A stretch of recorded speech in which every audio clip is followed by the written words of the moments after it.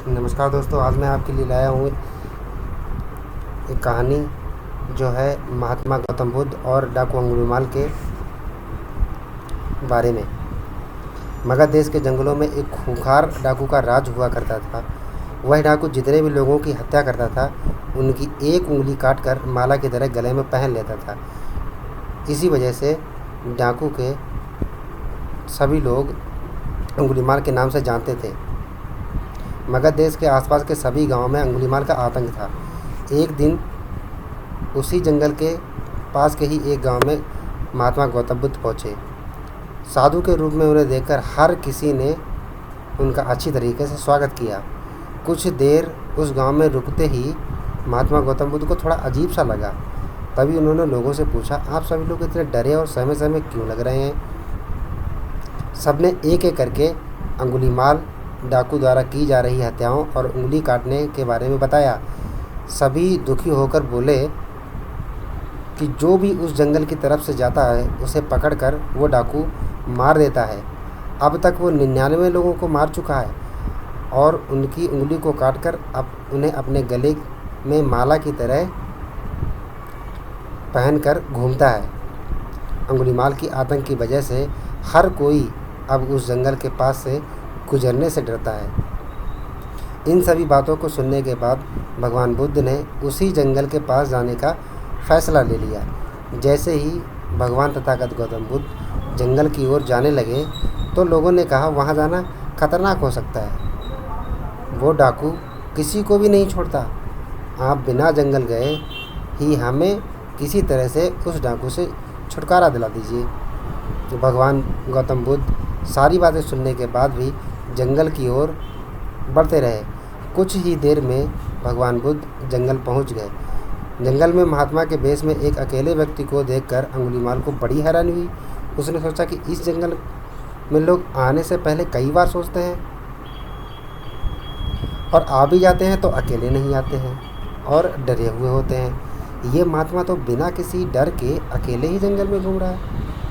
अंगुलीमाल के मन में आया कि अभी इसे ही ख़त्म कर देता हूँ, इसकी उंगली काट लेता हूँ। तभी अंगुलीमाल ने कहा, अरे आगे की ओर बढ़ते हुए कहाँ जा रहा है? ठहर भी जा।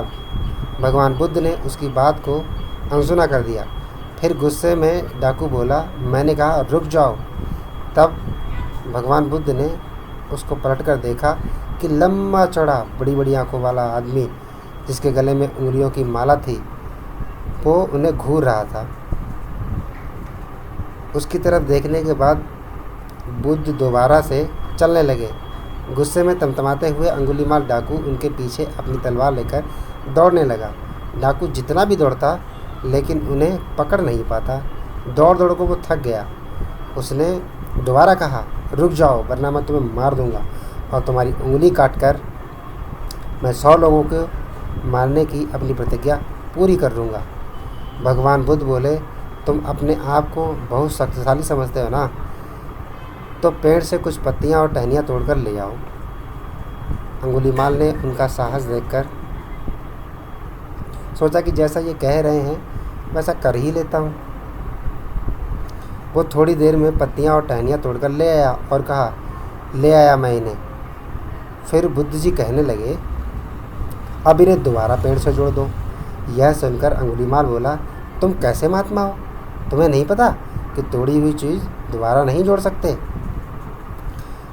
तब भगवान तथागत गौतम बुद्ध ने कहा कि मैं भी तो तुम्हें यही समझाना चाहता हूँ कि जब तुम्हारे पास किसी को जोड़ने की ताकत नहीं है तो तुम्हें किसी वस्तु को तोड़ने का अधिकार भी नहीं है।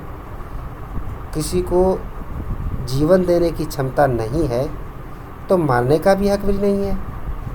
यह सुनकर अंगुलीमाल के हाथों से हथियार छूट गया। भगवान बुद्ध आगे बोले, तो मुझे रुक जा कह रहा था ना, मैं तो कब से स्थिर हूँ, वो तू ही है जो स्थिर नहीं है। अंगुलीमाल बोला, मैं तो एक जगह पर खड़ा हूँ तो कैसे अस्थिर हुआ और आप तब से चल रहे हैं। भगवान बुद्ध बोले, मैं लोगों को क्षमा करके स्थिर हूँ और तू हर किसी के पीछे उसकी हत्या करते हुए भागने की वजह से अस्थिर है। यह सब सुनकर अंगुलीमाल डाकू की आंखें खुल गईं और उसने कहा, आज के बाद से मैं कोई अधर्म वाला कार्य नहीं करूँगा। रोते हुए डाकू अंगुलीमाल भगवान बुद्ध के चरणों में गिर गया। उसी दिन से अंगुलीमाल ने बुराई का रास्ता छोड़ा और वो बहुत बड़ा सन्यासी बन गया। कहानी से सीख, यदि सही मार्गदर्शन करने पर व्यक्ति बुराई की राह को छोड़कर अच्छाई को चुन लेता है। नमो बुद्धाय।